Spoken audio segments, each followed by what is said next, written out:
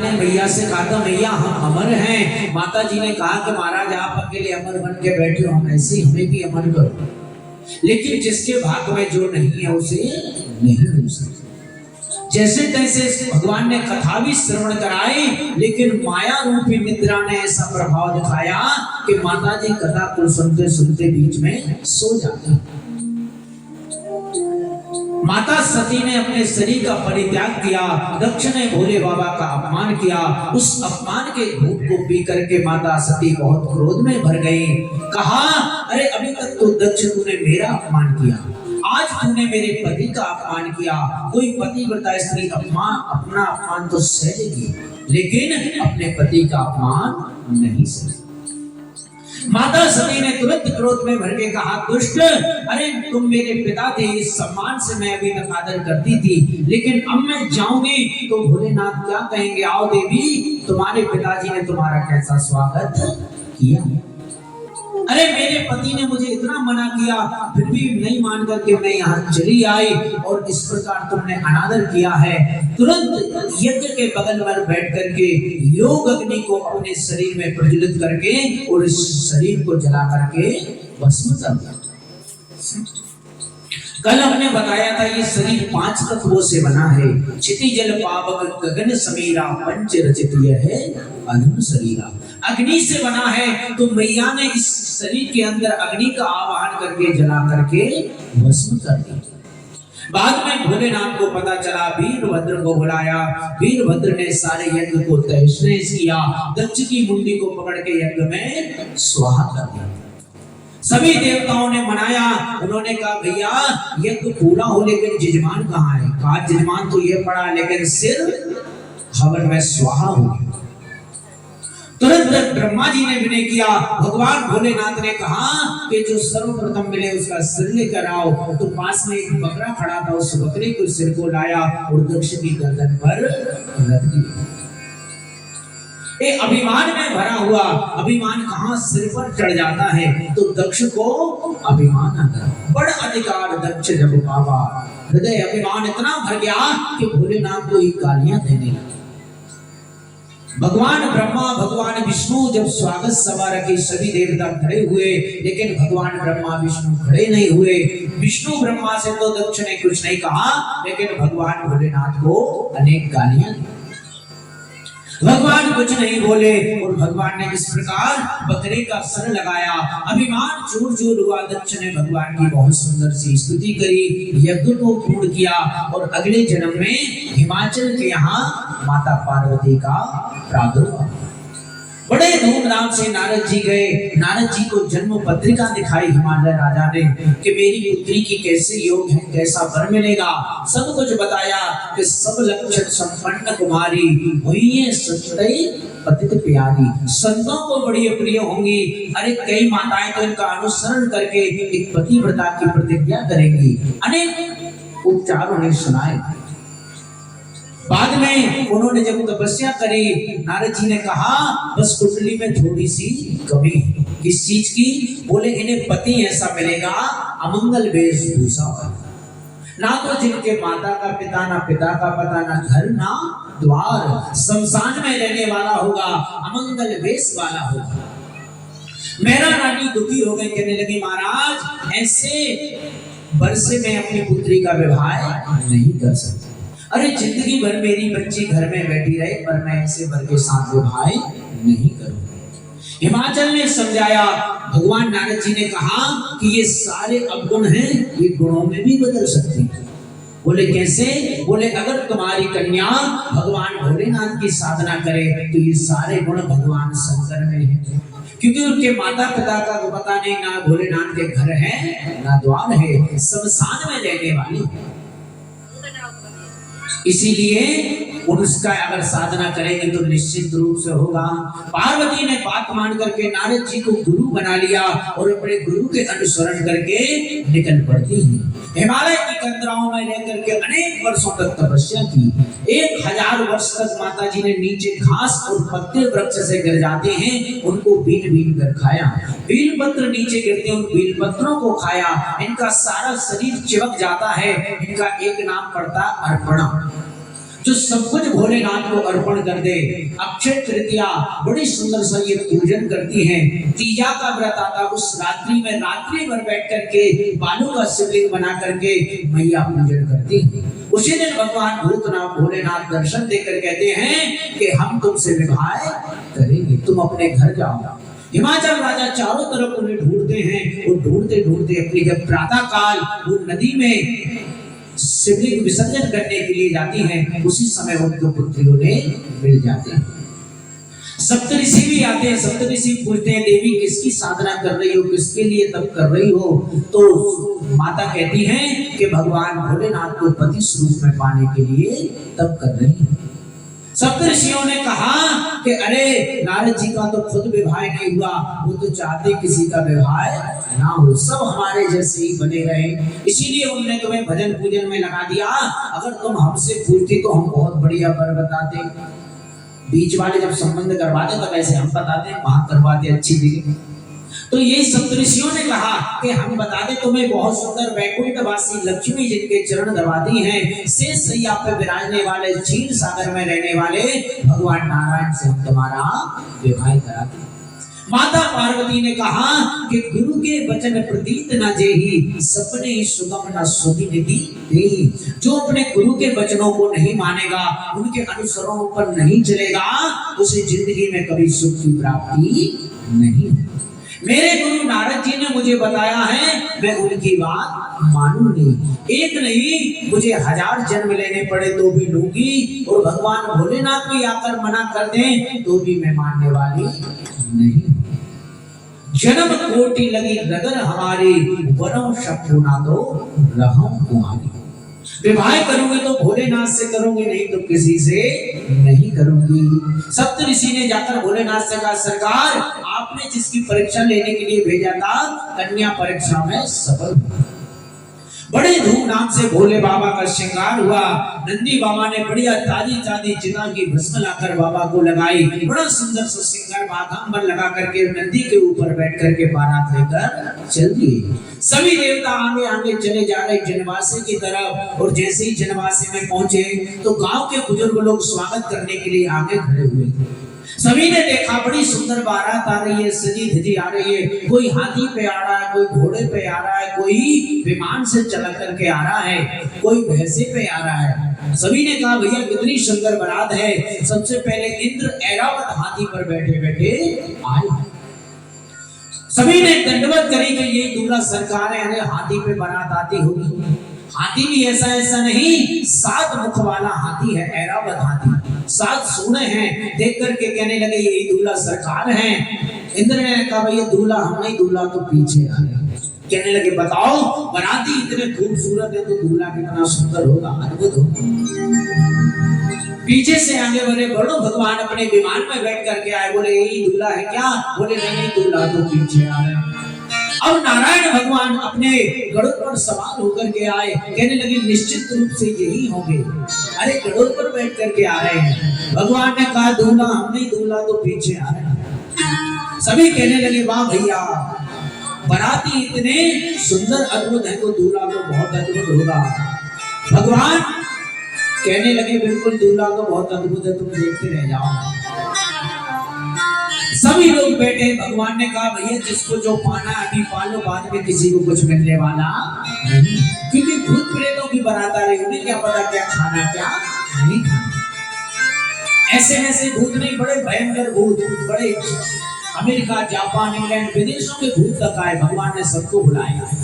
ऐसे भूत हैं, किसी के सारे शरीर में नाक ही नाक लगी है, किसी के सारे शरीर में कानी कान, किसी के सारे शरीर में आंख ही आंख है, किसी के सारा शरीर है लेकिन गर्दन का पता नहीं, पेट अकेला लुढ़क रहा है। बड़े आनंद के साथ किसी के सारे शरीर में 4-4 5-5 गर्दनें लगी हैं। भयंकर भूत प्रेत पधारे। सभी को नाच देखते हुए जैसे ही भोले बाबा आए और जब भूतों की बारात को देखा तो सभी ऐसे दौड़ करके भागे जैसे जंगल में आग लग जाती है, उसके जानवर भागते बिना रास्ता देखा। सब दौड़ के छोटे छोटे बच्चे भी बारात देखने गए थे कि चलो बारात आई है, बारात देखें। सब दौड़ के आए, अपने घर के दरवाजों को बंद कर लिया। माता पिता ने पूछा क्यों बारात आ गई? बच्चों ने कहा बारात नहीं आई, यमराज की सेना आई।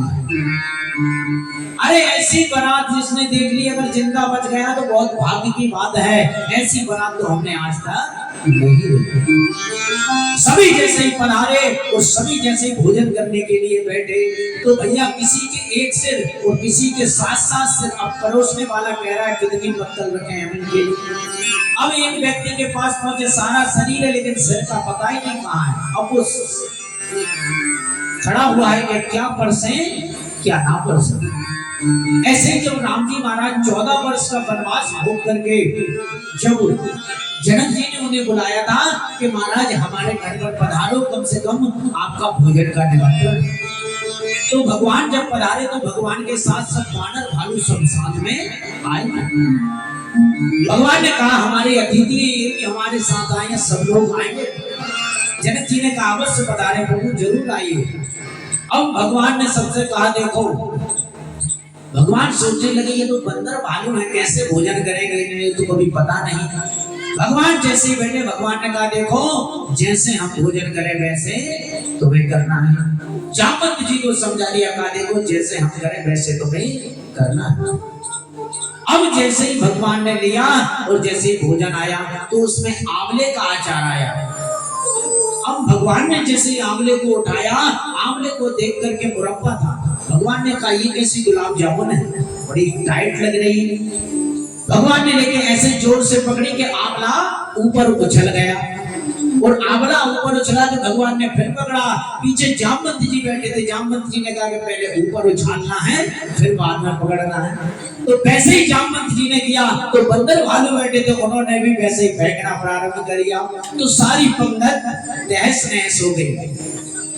तो भोलेनाथ की बारात में भी ऐसे ही हुआ, सब भूत प्रेत बैठे, कोई कहीं घुस गया, अरे कुछ नहीं मिला तो सब भंडारे में घुस जाते हैं। एक भूत तो जाकर राजदेव के कुंड में स्नान करने लगता है, बोलो बम बम भोले। एक नदी में जाकर खेलने लगते, कोई गुलाब जामुनों में डूब रहा है, कोई कहीं पड़े है। भगवान ने कहा देखो भैया ऐसी बारात है, हमने इसीलिए कहा था पहले आओ पहले पाओ, बाद में इसी प्रकार पछताओगे। जैसे ही जनवासे में पहुंचे और मैना रानी स्वर्ण की थाली लेकर के झमझम करती आई। भगवान दरवाजे पे खड़े हैं, चरणों से आरती घुमाती हुई धीरे धीरे मुख की तरफ आई। भगवान के नाग ने बड़ी जोर की फुसकार मारी कि थाली फेंक कर दैया मैया करती भाग न जाए। अब पड़ोस में बैठे हुए एक व्यक्ति ने कहा महाराज ये तो घोर अपमान हो गया आपका। भगवान ने कहा कैसे?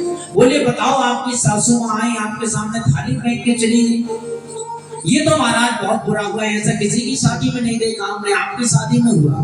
भगवान ने कहा अच्छा एक बात बताओ, ससुराल हमारी है तो तुम्हारी है? पड़ोसी ने कहा महाराज आपकी है, ससुराल में भाई आपका हो रहा है। भोलेनाथ ने कहा भैया हमें बुराई नहीं लग रही, तुम्हें क्यों लग रही? हमारी ससुराल का नियम यही है कि हम दरवाजे पे जैसे दूल्हा आए और सासू माँ थाली लेकर के आए और दूल्हे को देखकर थाली फेंक करके भाग जाए। इसमें संत बहुत सुंदर से भाव देते हैं कि थाली क्यों गिर गई, दीपक क्यों बुझ गया, जल का लोटा क्यों गिर गया। कहते हैं दीपक क्यों बुझ गया, कहा जिनके मस्तक पर स्वयं चंद्रमा विराजमान है, इतना प्रकाश है, तो भला एक दीपक का प्रकाश उन्हें क्या कर सकता है, इसीलिए दीपक बुझ गया। जल का लोटा क्यों गिर गया, कहते जिनके मस्तक पर स्वयं गंगा जी विराजमान है, भला एक लोटा जल से उनका क्या होगा, इसीलिए जल का लोटा नीचे गिर जाता है। तुरंत मैना रानी अंदर जाती हैं, अंदर जाकर माता पार्वती को गोदी में बिठा लेती हैं, कहती हैं कि जिंदगी भर बिटिया बैठी रहे लेकिन मैं विवाह ऐसे पागल भर के साथ नहीं करूंगी। किसी ने कहा महाराज ये दूल्हा किसने बताया था? तब याद आई कहा नारद जी ने। फिर तो नारद जी को हजारों गालियां दी। नारद जी प्रकट हुए, नारद जी ने कहा माता जी क्यों गालियां दे रही हो? अरे पार्वती कोई साधारण नहीं है, साक्षात भगवान भोलेनाथ की पत्नी है, ये तो जन्म जन्मांतर से ही उनकी है। इस सती की देह को त्याग कर तुम्हारे घर पधारी, ये तो जगत जननी है मैया, तुम्हारा तो परम सौभाग्य है कि माता ने तुम्हारे घर जन्म लिया। आप तो प्रेम के साथ कन्यादान करो। सारे संशय को समाप्त किया और भोलेनाथ का विवाह इस प्रकार पार्वती माता के साथ संपन्न हुआ। बोलिए शंकर भगवान की। और हिमाचल राजा ने इतना दान दहेज दिया भोलेनाथ को कि ढेरों दहेज दिया, लेकिन भोलेनाथ कुछ भी अपने घर नहीं ले गए। जितने बारात में आए, किसी ने कहा महाराज ये पलंग अच्छा लग रहा है, भगवान ने कहा तुम ले जाओ भैया अपने घर। किसी ने कहा महाराज कुर्सी अच्छी लग रही है, उन्होंने कहा तुम ले जाओ। सभी को सब कुछ बांट दिया। फक्कड़ों की तरह पर्वत पर पहुंच जाते हैं। भोलेनाथ जैसे ही पर्वत पर पहुंच जाते हैं और चारों तरफ पार्वती जी कहती महाराज यहाँ महल महल तो कोई दिखाई नहीं पड़ रहा, कहाँ रहेंगे? भगवान ने कहा देखो अपने राम तो यहीं पर रहते हैं, पहाड़ों पे हमारे यहाँ कोई महल नहीं। माता पार्वती कहती नहीं महाराज एक महल तो बनवाइए, ऐसे कैसे रहेंगे? एक महल ऐसा बनवा दो मुझे पर्वत पर नहीं रहना, और जो कोई देखे यही कहे भाई क्या कहना, भाई क्या कहना। भगवान ने कहा देखो देवी अपने भाग में महल का सुख लिखा ही नहीं है। अरे एक बार बद्रीनाथ में हमने एक कुटिया बनाई थी, लेकिन नारायण भगवान ने वो कुटिया हमसे छुड़ा ली। तब से बद्रीनाथ में वो रहते हैं और केदारनाथ में हम आ गए बर्फ के बीच में। अरे हमने बनाई, हमारे दरवाजे पर आकर के रोने लगे, और जैसे ही हम बाहर निकले तो अंदर जाके गेट बंद कर लिए और हमसे कहने लगे बाबा अब बद्रीनाथ हमारा घर, केदारनाथ में तुम रहोगे वो तुम्हारा घर। भोलेनाथ ने कहा कि हमारे तो भाग में मकान का सुख लिखा ही नहीं। पार्वती ने कहा नहीं महाराज आप तो बनाइए, अभी तक आप अकेले थे आनंद से, लेकिन अब विवाह हो गया तो सब व्यवस्था करना पड़ेगी। मैया ने कहा ऐसा वैसा नहीं, ऐसा महल बनवाना संसार में किसी के पास ना हो। एक महल ऐसा बनवा दो मुझे पर्वत पर नहीं रहना, जो कोई देखे यही कहे भाई क्या कहना, भाई क्या कहना। भगवान ने तुरंत विश्वकर्मा जी से कहा महाराज निर्माण करो, सोने की लंका का निर्माण। भगवान ने कहा चलो भैया गृह प्रवेश करवाएं किसी विद्वान को बुलाकर। किसको बुलाया? रावण के पिता विश्वकर्मा बहुत ज्ञानी थे, उनको बुलाया। साथ में रावण भी बता रहे एक नियम होता है, यजमान को घर के बाहर करके जब दैनिक पूजन होता है उस समय संकल्प करके पुनः ब्राह्मण से वो मकान को यजमान को दिया जाता है। उसी समय माता पार्वती और भोलेनाथ दैनिक की पूजन कर रहे हैं। सारी पूजन होने के बाद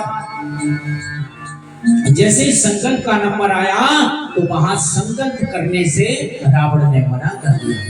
रावण का मन खराब हुआ, उसने कहा ये लंका मुझे बहुत अच्छी लगी, इसलिए इस लंका में हम रहेंगे। माता पार्वती को क्रोध भराया, उन्होंने कहा दुष्ट इतने प्रेम से हमने एक भवन बनवाया और तूने उससे हमें छीन लिया, तू भी इसमें नहीं रह पाएगा।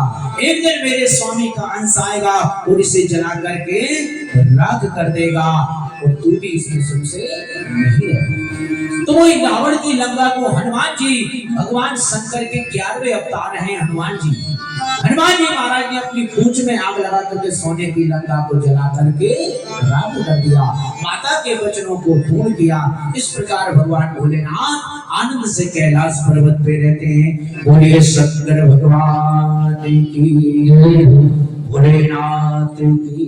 भगवान ने कहा देवी अपने भाग में नहीं लिखा, तुम नहीं लिखा, हमने पहले ही मना किया था, तुम नहीं मानती, तुम नहीं मानती हो, इसीलिए तुम्हें पछताना पड़ेगा, इसीलिए चक्रों में अब तो मत पड़ना। तो कल की कथा ऐसी हमने श्रवण की थी। आइए आज तृतीय दिवस की मंगलमय कथा में प्रवेश। उच्चारण नाम संकीर्तन। छीन लिया मेरा भोला समन, राधा रमन प्यारो राधा रमन। छीन लिया मेरा भोला समन, राधा रमन प्यारी राधा रमन। छीन लिया मेरा भोला समन, राधा रमन प्यारो राधा रमन। मेरा भोला कमल, राधा रमन प्यारो राधा रमन। राधा रमन प्यारे राधा रमन। राधा लिया मेरा भोला समन राधा रमण प्यारे राधा रमण प्यारे राधा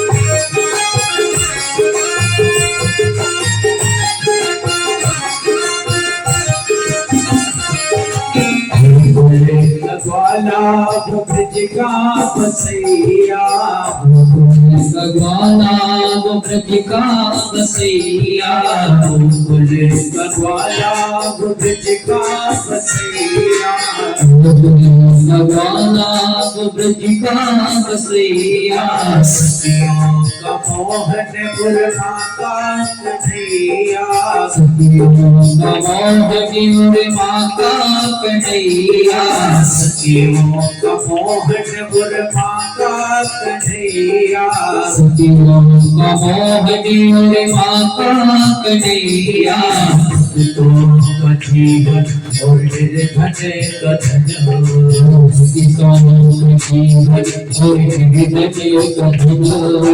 राधा रमण प्यार राधा रमण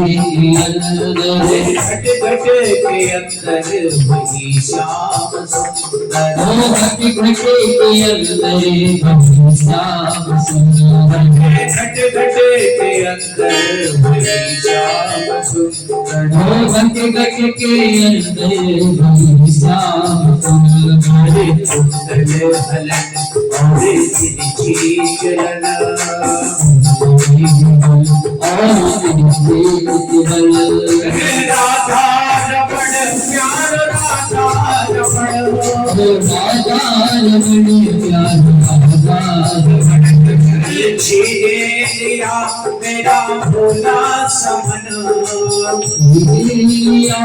मेरा भोला समन राधा रमण प्यार राधा रमण राधा रमण प्यार राधा रमण राधा रमण प्यार राधा रमण राधा रमण प्यार राधा रमण